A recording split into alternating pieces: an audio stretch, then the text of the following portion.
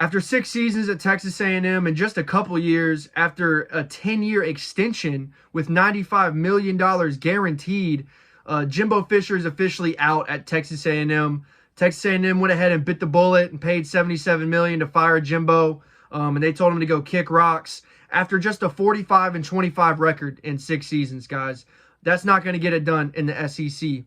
His best season was his first season with 9 wins with a different coach's kids that they recruited, a different coach's culture, you know? And as Jimbo's had more and more years at A&M, you haven't seen improvement, you know? With the #1 recruiting classes and the top recruiting classes that A&M's been able to bring in, you haven't seen the development of those kids. You haven't seen Jimbo's culture, you know, rub off on these kids. And, you know, I think part of it is the players did not have respect for Jimbo Fisher, you know? And if the players don't respect you as a coach, it doesn't matter what message you're sending. They're not going to listen to your message, no matter how good it is. It doesn't matter.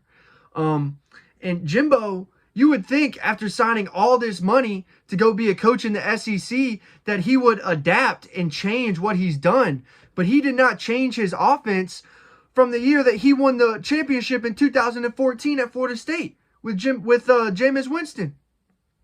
I have never seen a coach ride the coattails of a championship for as long and as hard as Jimbo Fisher did.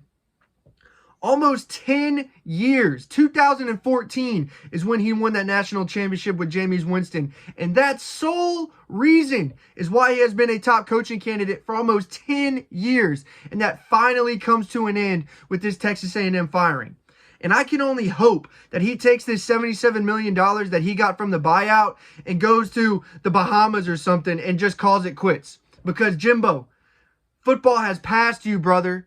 Your time is over. The old offense that you've been running has been figured out by defenses for years. Offenses has completely changed since you have started running this system in 2014 when it was relatively new then. You know, people like Lane Kiffin and, Lincoln Riley, they have taken pieces of this and added so much more to it. And here's Jimbo still running the vanilla shit. You know, the #1 thing is you would expect to see this talent developed. All these top recruits that they're getting, and this was their junior year. These guys, Aggies fans were expecting a big season. They're sitting at 6-4 right now. Barely bowl eligible. They'll go to some, rinky-dink bowl game, play some rinky-dink team and lose because they just had to fire their head coach and they're in complete turmoil after Jimbo just absolutely screwed Texas A&M for 6 seasons. You know? Jimbo left Texas A&M in a worse place than he found it. Like I mentioned earlier, his best season was his first year at A&M with another coach's culture and kids. Since then, this program has gotten worse and worse, and now, in an era of NIL and transfer portal, who's to say these top recruiting classes won't leave Texas A&M and go to some contenders? These sophomores and juniors that are star players on Texas A&M and former 4- and 5-star recruits that had 50 offers, they're not going to want to sit through a rebuild, for 3-4 years and knowing they're going to have to suck. No player wants to do that. They're going to go to the Alabamas, the Georgias, in an era where the SEC is going to be completely different next year than how we know it. Divisions are no longer a thing. Every team in the SEC is going to play everybody. The level of competition in the SEC is getting higher and higher and stiffer. Texas and Oklahoma will be here next year. The SEC is going to be a tough conference. And in the first year of a rebuild for Texas A&M, that's going to be tough. It's going to be ugly when you're playing predominantly SEC teams in the first year of a rebuild. It's not going to be attractive for your kids or for your program when you're losing all these games. When you got Texas coming in the SEC, you're no longer the only Texas team in the SEC.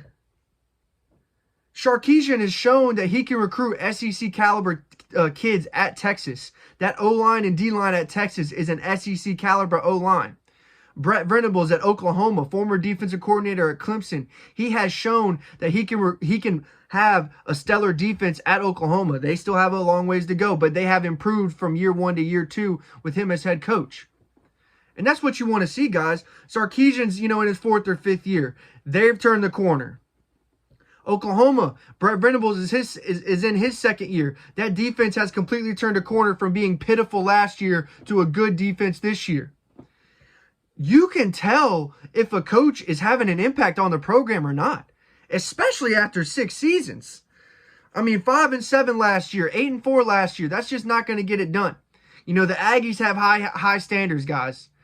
Going forward, Texas A&M could be in trouble. Like I mentioned, with the future of the SEC, going into a rebuild, it's going to be tough. NIL, kids are going to want to transfer. I wouldn't be surprised to see 20-plus transfers out of Texas A&M, guys. I don't think it matters if they hire from within or not. So let me know what you guys think. SEC fans, Aggie fans, comment what you think this means for the Aggies going forward. Jimbo Fisher is gone, thankfully. Riding the coattails of that championship for way too long. Refused to innovate, even after signing a 10-year deal.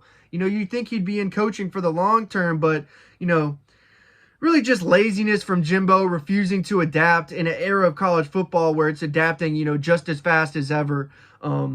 Jimbo's finally gone. Aggies fans can look forward to that, but the future might be grim the next couple of years for Aggies fans, but let me know in the comments, guys, what you think this means for the Aggies, how you feel about Jimbo Fisher. Is he going to go coach somewhere else? Is he done? Are the Aggies done? Will they be back next year? Let me know in the comments below, and we'll see you in the next one.